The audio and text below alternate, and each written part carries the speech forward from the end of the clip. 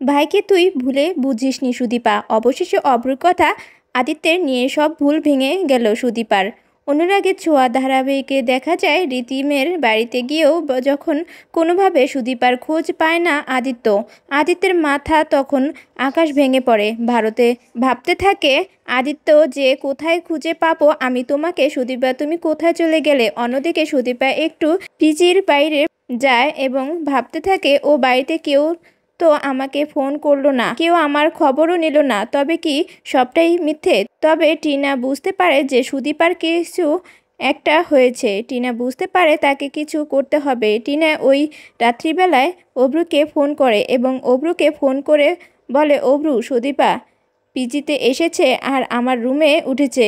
কিন্তু কি হয়েছে অভ্রু? অভিমানে চলে গেছো? অভ্রু ভাবতে থাকে পরমার পায়ে চোট। আদিত্য পরমাকে ঘরে পৌঁছে দোষ দিয়েছে। এক্ষেত্রে ভাইয়ের কোনো দোষ নেই। আমি ভাইকে চিনি। ভাই আর সুদীপার সম্পর্কটা আমি এভাবে শেষ করে দেব না। বোন, তুই ভাইকে ভুলে বুঝিস না, আর তোর ভুল এবার আমি নিজেই ভেঙে দেব।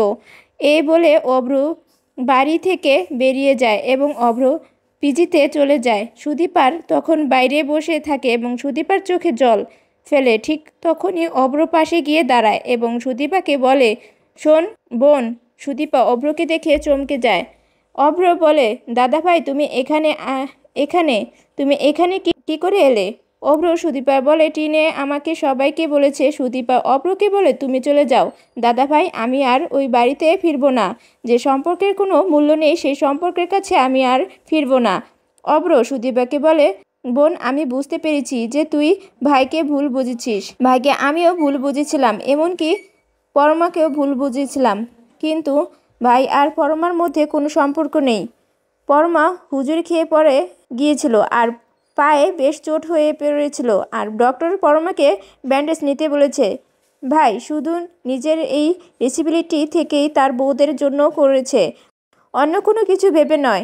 তুই ভাইকে ভুল বুঝেছিস। সুদীপা কথাটা শুনে একটু অবাক হয়ে যায়।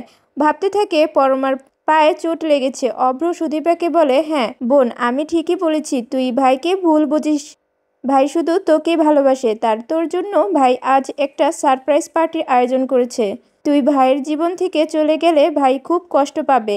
তুই আমাদের পরিবারটাকে এভাবে ভেঙে দিস না। বাড়ি ফিরে চল বোন, বাড়ি ফিরে চল। অভ্রর কথা সব ভুল ভেঙে যায় সুদীপার। বুঝতে পারে সে আদিত্যকে ভুল বুঝেছে। সুদীপা অভ্রকে বলে, দাদাভাই আমি বাড়ি ফিরবই।